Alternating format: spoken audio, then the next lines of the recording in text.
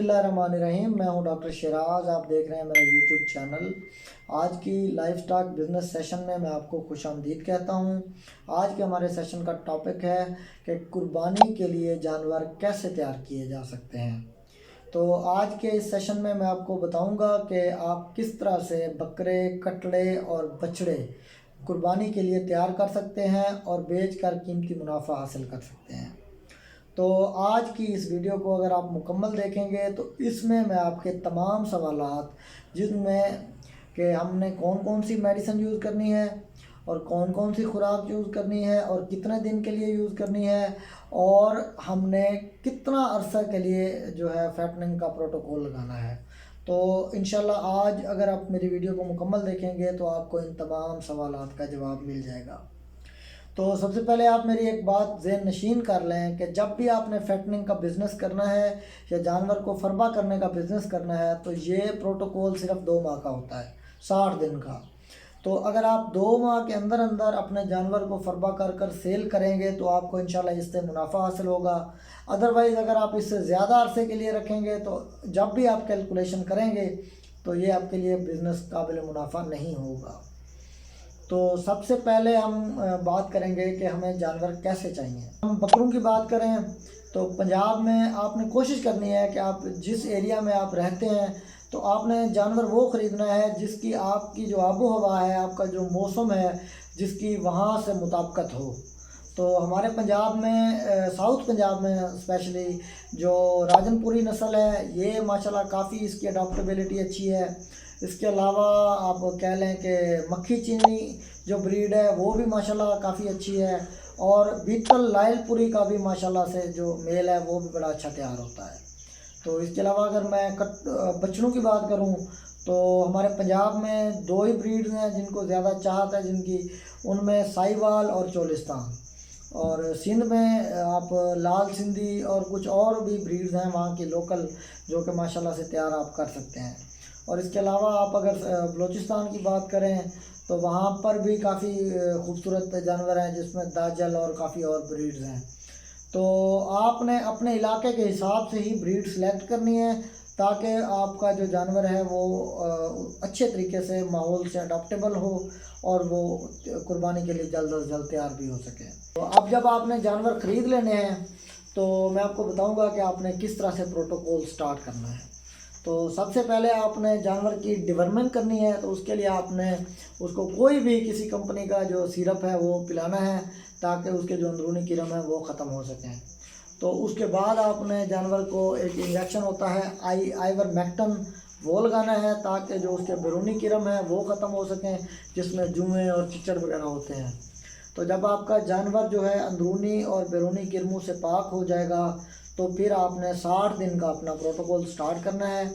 तो सबसे पहले मैं आपको बकरों के लिए बताता हूँ कि आपने 60 दिन का जो प्रोटोकॉल है उसको 3 हिस्सों में तकसीम कर लेना है।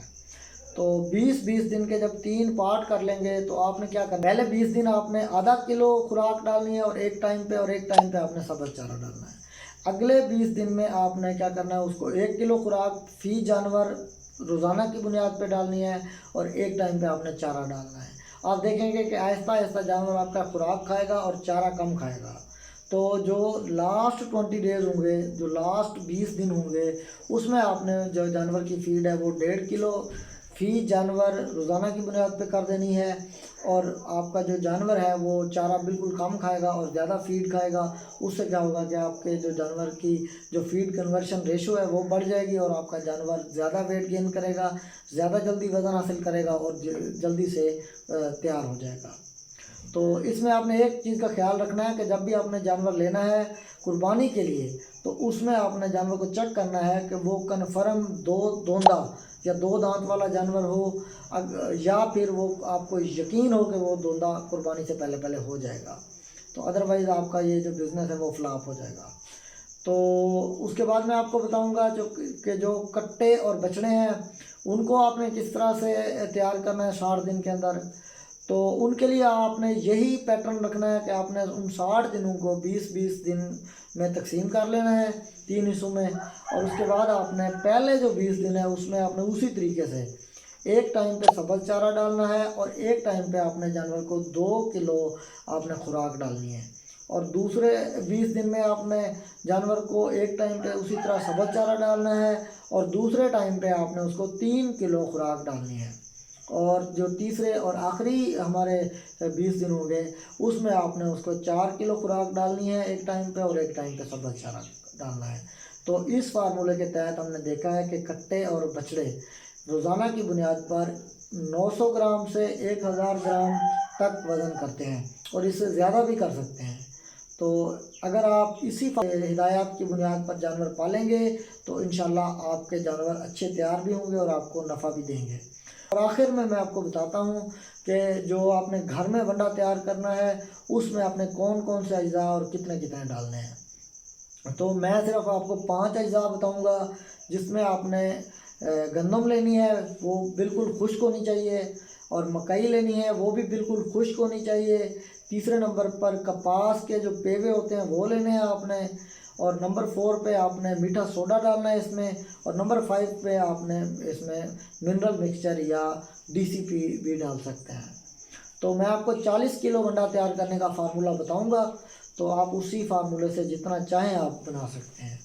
तो सबसे पहले आपने गंदम 15 किलो ले लेनी है, मकई आपने 20 किलो लेनी है, कपास के पेवे आपने सिर्फ 3 किलो लेने हैं, और डीसीपी या मिनरल मिक्सचर आपने 1 किलो लेना है फी 40 किलोग्राम के हिसाब से, और आपने इसमें जो मीठा सोडा डालना है वो भी 1 किलोग्राम डालना है। तो इंशाल्लाह आप देखेंगे कि इस फार्मूले के